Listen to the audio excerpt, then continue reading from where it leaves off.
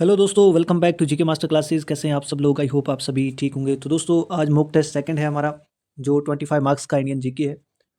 जो mock test first था, बहुत बच्चों ने अटेम्प्ट किया उसको और बहुत अच्छा फीडबैक भी आपका मिला है। बहुत अच्छा रिस्पांस है और मैक्सिमम बच्चों का उसमें स्कोर बहुत अच्छा था। उसमें हमने 35 क्वेश्चन डिस्कस किए थे, जिसमें 10 नंबर जम्मू कश्मीर का था और 10 नंबर का जो इंडियन जीके था। तो आज हमने मॉक टेस्ट सेकंड लाया है, जो कि इंडियन जीके पे है। 25 मार्क्स का होगा। आप इसको ध्यान से अटेम्प्ट कीजिएगा और उसी तरह से अटेम्प्ट करें जैसे आपने पहला मॉक टेस्ट अटेम्प्ट किया है। और पहला मॉक टेस्ट का लेवल जो है थोड़ा इजी रखा था हमने, लेकिन आज थोड़ा सा हमने उसका लेवल जो है वो बढ़ाया है। तो उतना भी ज़्यादा टफ नहीं है, लेकिन इजी टू मॉडरेट यहाँ पे हो सकता है कांस्टेबल के हिसाब से, जो कांस्टेबल का आपका एग्ज़ाम देने जा रहे हैं। बिल्कुल आपको सिलेबस के मुताबिक यहाँ पे मॉक टेस्ट मिलेगा। जितने भी क्वेश्चन हैं बिल्कुल अकॉर्डिंग टू आपके सिलेबस जो भी है जीके का, उसके हिसाब से मैंने बनाया है। तो चलिए स्टार्ट करते हैं बिना टाइम वेस्ट किए। लेकिन आपसे रिक्वेस्ट है, अगर आप पहली बार चैनल पे आए हैं तो चैनल को ज़रूर सब्सक्राइब करके जाइएगा और प्लेलिस्ट में एक बार ज़रूर विजिट करें। आपको बिल्कुल एग्जाम ओरिएंटेड वीडियोज़ वहाँ पर मिलेंगे। एक बार एग्जाम से पहले उनको ज़रूर देख के जाइएगा, आपकी डेफिनेटली बहुत ज़्यादा हेल्प होने वाली है। तो चलिए स्टार्ट करते हैं। आज का हमारा फर्स्ट क्वेश्चन है। फर्स्ट क्वेश्चन है, who was the first women chief minister in India? पहली इंडिया की चीफ मिनिस्टर कौन है? तो बताइएगा इसका राइट आंसर। कोशिश करना, साथ में कॉपी पेन रखिए, अपना स्कोर लिखते जाइए। आपका कौन सा ठीक होता है, कौन सा गलत होता है, कौन से टॉपिक पे आपको ज़्यादा फोकस करना है, उन चीज़ों को इन मॉक टेस्ट से आपका क्लियर हो जाता है। आपको अपने आप में एक एनालिसिस हो जाती है कि आप कहाँ पे स्टैंड कर रहे हैं। तो यहाँ पे इसका राइट आंसर अगर मैं मार्क कर देता हूँ तो ऑप्शन नंबर बी इसका राइट हो जाएगा। सुचेता कृपलानी जो है वो पहली क्या थी? चीफ मिनिस्टर थी। अब साथ साथ में और चीज़ें भी आप मुझे बताइएगा। आप मुझे बताइए पहले इंडिया की प्राइम मिनिस्टर, जो वुमेन प्राइम मिनिस्टर कौन थी? कमेंट सेक्शन में ज़रूर लिखिएगा। तो चलते हैं नेक्स्ट क्वेश्चन पे।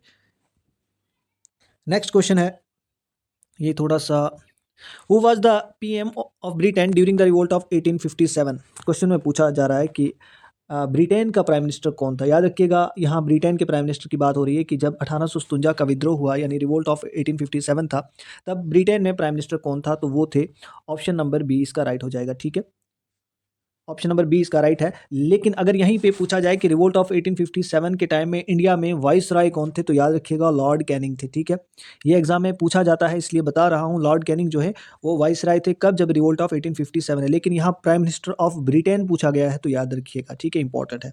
और ये लॉर्ड कैनिंग पहले वाइस राय भी बने थे, ये भी इंपॉर्टेंट है। नेक्स्ट है, ये आपका ज्योग्राफी से क्वेश्चन है। ठीक है, which country has the longest coast line in world? आपका वर्ल्ड ज्योग्राफी भी कहीं ना कहीं है, फिजियोग्राफी है, उनमें से ये क्वेश्चन आपको यहाँ पे है कि लॉन्गेस्ट कोस्ट लाइन वर्ल्ड की किस कंट्री की है? तो वो है ऑप्शन नंबर सी, यानी कनाडा। ठीक है, इंडिया की अगर मैं बताऊँ, अगर इंडिया की स्टेट की पूछी जाए तो वो गुजरात थी। ठीक है, गुजरात है वो स्टेट जिसकी सबसे बड़ी कोस्ट लाइन है। ठीक है, साथ साथ में कोशिश करेंगे एक्स्ट्रा चीज़ें भी डिस्कस करें। यहाँ पे नंबरिंग में क्वेश्चन में गड़बड़ हो गई है, 3 यहाँ पे आ रहा है और ये 2 नंबर है। इसी तरह से आप इसको देख लीजिएगा। In India where would you find the cold desert? India में कोल्ड डेजर्ट आपको कहाँ मिलता है? राजस्थान में है, लद्दाख में है, सिक्किम में है या गुजरात में है? तो कोल्ड डेजर्ट अगर हम फाइंड करते हैं तो वो हमें लद्दाख में मिलता है। राजस्थान में कौन सा डेजर्ट है, मुझे आप कॉमेंट में ज़रूर बताएं। ठीक है, बताइएगा। चलते हैं नेक्स्ट क्वेश्चन में। एक्चुअल में ये क्वेश्चन फिफ्थ है जो हम डिस्कस यहाँ पे करने वाले हैं। Who is known as the father of Indian space programme? ठीक है, इंपॉर्टेंट पर्सनैलिटी आपके सिलेबस में है, तो वहाँ से ये क्वेश्चन बन सकता है।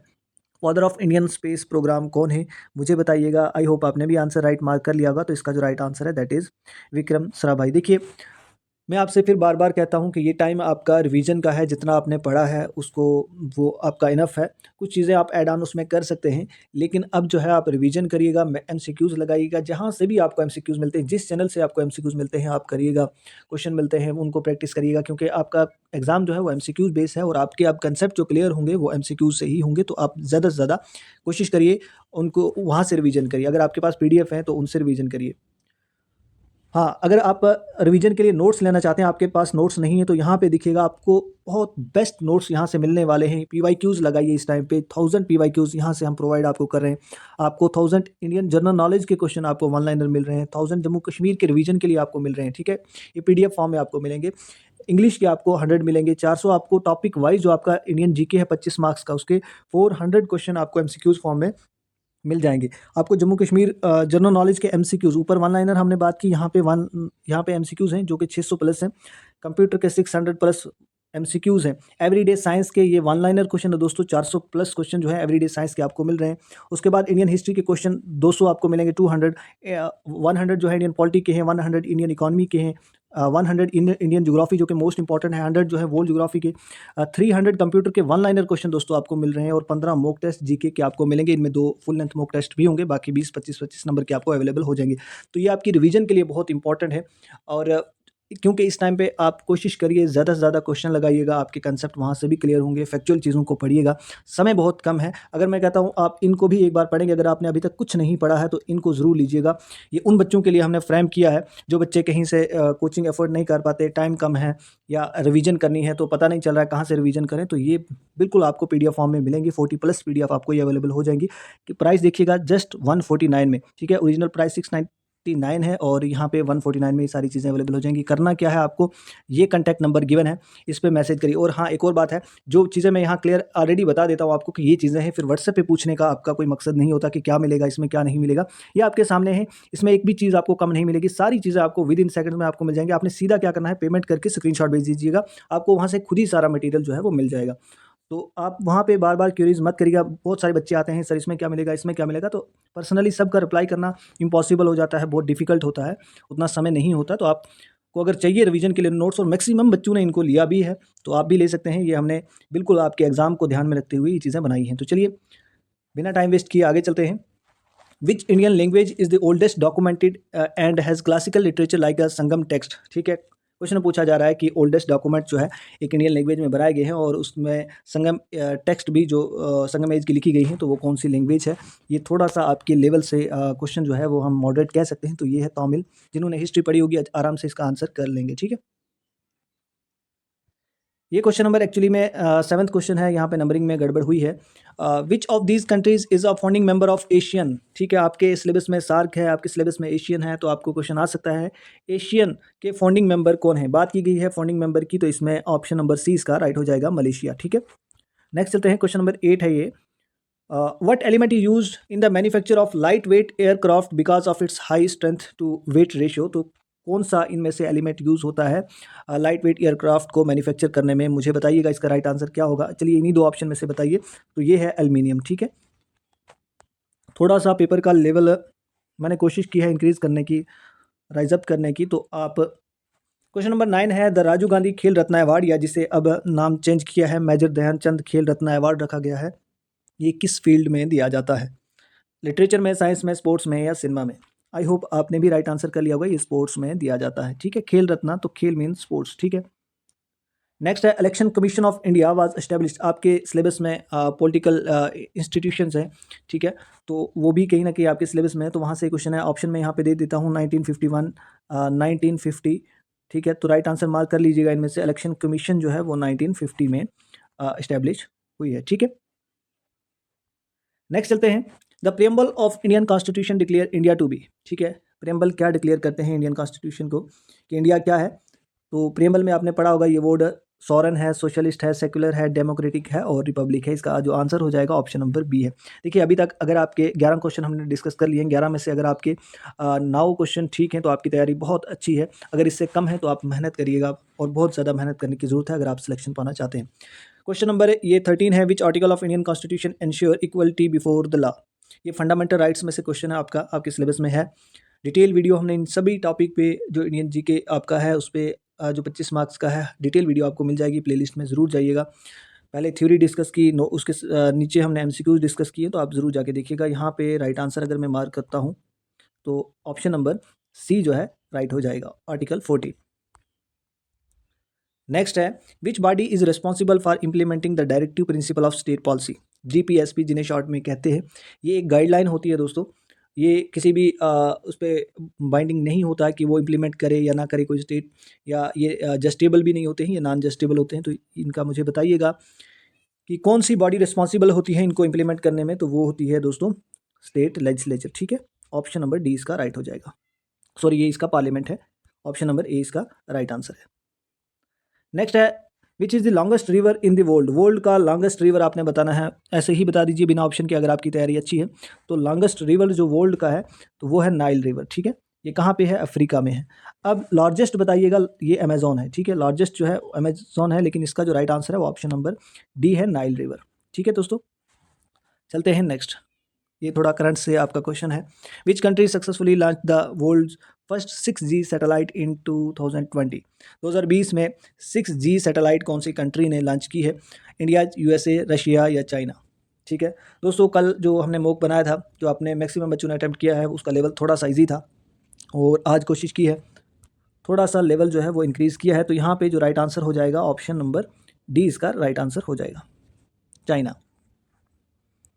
नेक्स्ट है, which crop require standing water for growth making it ideal for paddy cultivation? किस क्रॉप को जो है वो स्टैंडिंग वाटर उसकी ग्रोथ के लिए रिक्वायर होता है, मुझे बताइएगा। तो वो है राइस, ऑप्शन नंबर बी इसका राइट आंसर हो जाएगा। अब मुझे बताइए, राइस खरीफ क्रॉप है या रबी क्रॉप है या जैद क्रॉप है? ठीक है, ये आपको सारी कैटेगरी आपको याद करनी है। नेक्स्ट है, Mahatma Gandhi national rural employment guarantee act aims to provide how many days of guaranteed wage employment per year? हर साल एमजी नरेगा में कितने दिन का काम जो है वो दिया जाता है? ये आपका सेंट्रली स्पॉन्सर्ड स्कीम जो है उसमें से क्वेश्चन है। तो ये 100 डेज़ का, ठीक है। अगर वीडियो नहीं देखी है तो ज़रूर अभी जाइएगा प्लेलिस्ट में, हमने एटलीस्ट 30 to 40 जो है स्कीम्स वहाँ पे डिस्कस की हुई है। उनकी पीडीएफ भी हमने अपने व्हाट्सएप ग्रुप में दे दी है, प्रोवाइड कर दिया, और जिन बच्चों ने हमसे पीडीएफ ली है उनको वो पीडीएफ सारी मिली हुई है। Which Indian state is the largest producer of silk? कौन सी इंडियन स्टेट जो है वो सिल्क में लार्जेस्ट प्रोड्यूसर है? देखिए, आसाम की बात करें तो टी में सबसे ज़्यादा प्रोडक्शन अगर होती है किसी स्टेट में तो वो आसाम में है, ठीक है। वेस्ट बंगाल किस में है? सबसे लार्जेस्ट जूट में है, ठीक है। तो यहाँ पे जो राइट आंसर हो जाएगा कर्नाटका है इसका राइट आंसर, ठीक है। आई होप आपके भी अभी 18 क्वेश्चन में से अच्छे ठीक हुए होंगे, 15 प्लस आप जा रहे होंगे, ठीक है। The first battle of Panipat was fought between Babur and the army of which ruler? पहली पानीपत की बैटल, पानीपत में 3 बैटलें हुई थी, वो इंपॉर्टेंट है सारी, लेकिन फर्स्ट बैटल जो पानीपत में हुई थी ये बाबर और किसकी आर्मी के बीच में हुई थी? कौन सा रूलर था? तो वो था लोधी डायनेस्टी का इब्राहिम लोधी। और इसी के बाद, इनको हराने के बाद यहाँ पे मुगल रूल जो है वो स्टैब्लिश हो गया था। 1526 में जो है वो मुगल रूल यहाँ पे इंडिया में आ गया था, याद रखिएगा। और ज़हीरुद्दीन मोहम्मद बाबर जो है वो मुगल डायनेस्टी के फाउंडर है। क्वेश्चन नंबर ये एक्चुअली 20 है। Which gas is used in electric bulb to prevent oxidation of the filament? Filament की ऑक्सीडेशन को बचाने के लिए इलेक्ट्रिक बल्ब में कौन सी गैस यूज़ होती है? ठीक है, क्वेश्चन को ध्यान से पढ़िएगा, यहाँ खाली फिलामेंट से कंफ्यूज मत होइएगा।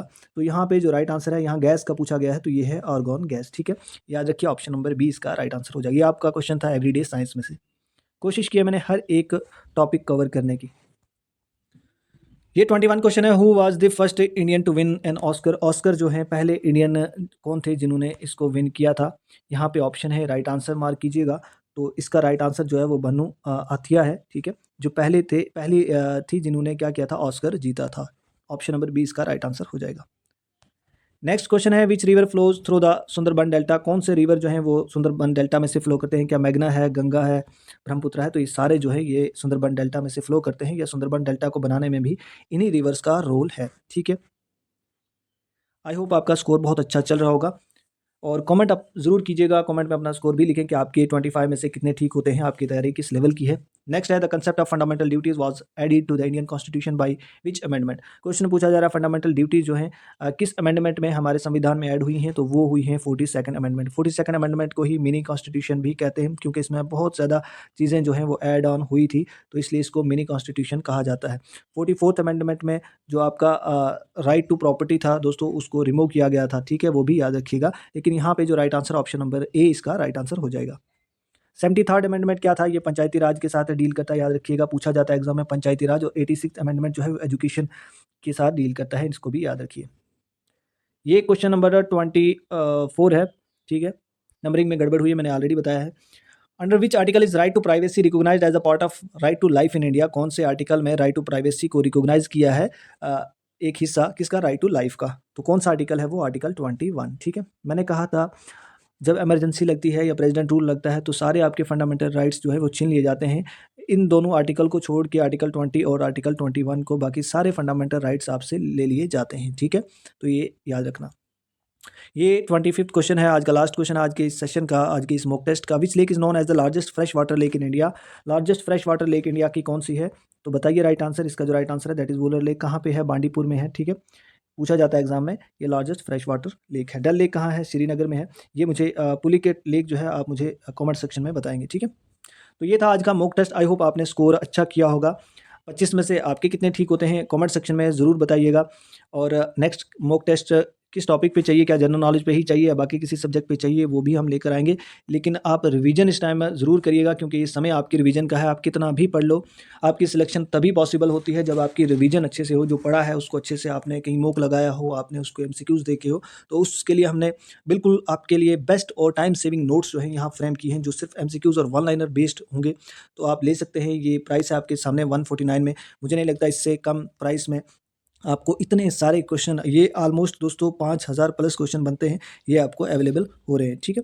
तो टाइम वेस्ट मत करिएगा, अभी कंटेक्ट कीजिएगा। और हाँ, याद रखिएगा व्हाट्सएप पे जब मैसेज करते हैं तो सिर्फ इतना लिखिएगा कि हमें नोट चाहिए, और आपका कोई भी फालतू मैसेज का रिप्लाई नहीं होगा, क्योंकि समय नहीं होता, बहुत ज़्यादा मैसेजेस आते हैं तो पॉसिबल नहीं होता है। उसके लिए हम भी माफ़ी चाहते हैं। तो बाकी ग्रुप में भी ऐड अगर होना चाहते हैं, तो अगर आप ये कोर्स लेते हैं तो आपको ग्रुप में भी ऐड कर दिया जाएगा। वहाँ पे भी डेली आपको क्वेश्चन मिल जाते हैं और पीडीएफ भी डेली की वहीं पे सेंड हो जाती है। तो ये कॉन्टैक्ट नंबर है, आप ज़रूर कॉन्टैक्ट कीजिएगा। अगर आप इंटरेस्टेड हैं, अगर आप सिलेक्शन पाना चाहते हैं तो डेफिनेटली आइएगा, इस कॉन्टैक्ट पे मैसेज कीजिएगा और सीधे स्क्रीनशॉट भेजिए, ताकि आपको जल्द से जल्द नोट्स वहाँ पे मिल जाएँ। सो थैंक फॉर वॉचिंग, मिलते हैं नेक्स्ट वीडियो में। स्कोर अपना ज़रूर लिखिएगा कमेंट सेक्शन में, आपके कितने ठीक हुए 25 में से, वो ज़रूर लिखें। So thanks for watching.